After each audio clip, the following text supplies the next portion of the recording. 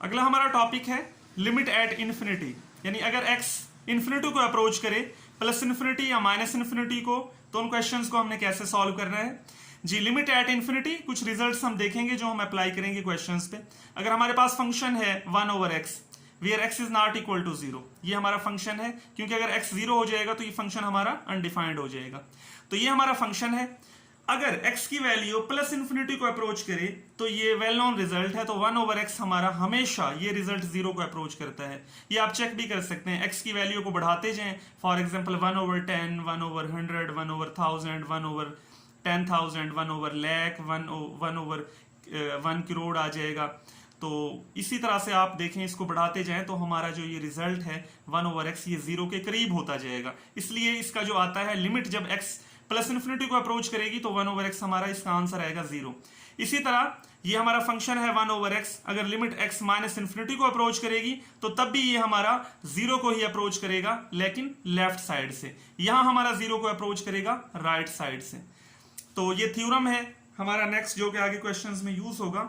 Late p be a positive rational number if x raise to power p is defined, then फिर ये जो result है ये 0 के इक्वल आता है। यहाँ पे a हमारा कोई भी रियल नंबर है, यानी अगर लिमिट x अप्रोच करे प्लस इन्फिनिटी को a/x raise to power p हमारा पॉजिटिव रैशनल नंबर है, a कोई भी रियल नंबर होगा, तो इसका आंसर हमेशा 0 आएगा।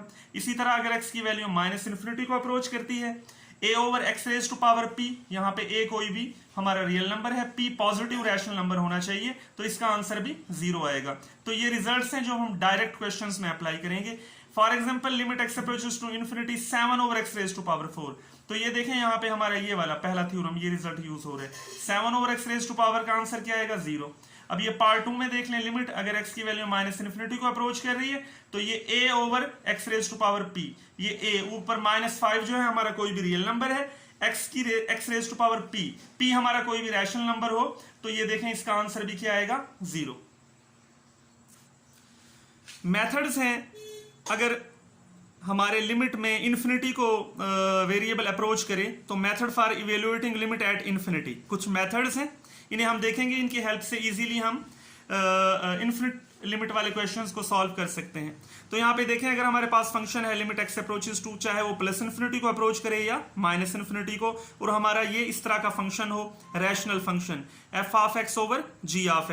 यहाँ पे f(x) हमारा न्यूमरेटर है और g(x) हमारा डिनोमिनेटर है। तो in this case we first, इस केस में हम क्या करेंगे, इस केस में हमने करना यह है कि in this case we first divide each term of numerator and denominator by the highest power of x that occurs in the denominator.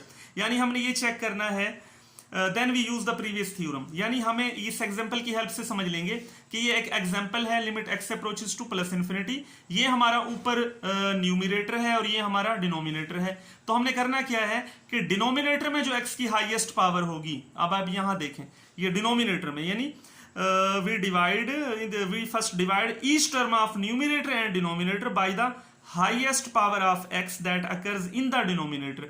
तो डिनोमिनेटर में यहां देखें आप कौन सी आपको x की हाईएस्ट पावर नजर आ रही है, x रेज टू पावर 3। तो डिनोमिनेटर में जो x रेज टू पावर 3 है, इससे हम न्यूमरेटर की हर टर्म को भी डिवाइड कर देंगे और डिनोमिनेटर की हर टर्म को भी डिवाइड कर देंगे। देखें, note that x³ is the highest power of x in the denominator.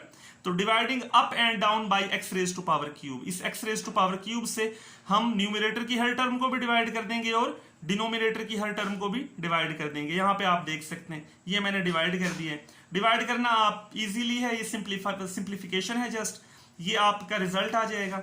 इसके बाद आप ये लिमिट अप्लाई कर दें directly x approaches to infinity. ये जो रिजल्ट थे पिछले अभी जो मैंने आपको पढ़ाए थे, ये देखें 10/x इसका आंसर भी 0 आ जाएगा, 1/x³ इसका भी 0, 10/x भी 0 और 50/x³ भी 0। ये जहां पे हमारा 5x है, जाहिर है जब x की वैल्यू इन्फिनिटी को अप्रोच करेगी तो 5x भी हमारा इन्फिनिटी को ही अप्रोच करेगा, यानी x की वैल्यू को बढ़ाते जाएं तो ये 5x की वैल्यू बढ़ती जाएगी। तो ये इसका जो आंसर है वो हमारा इन्फिनिटी आ गया है।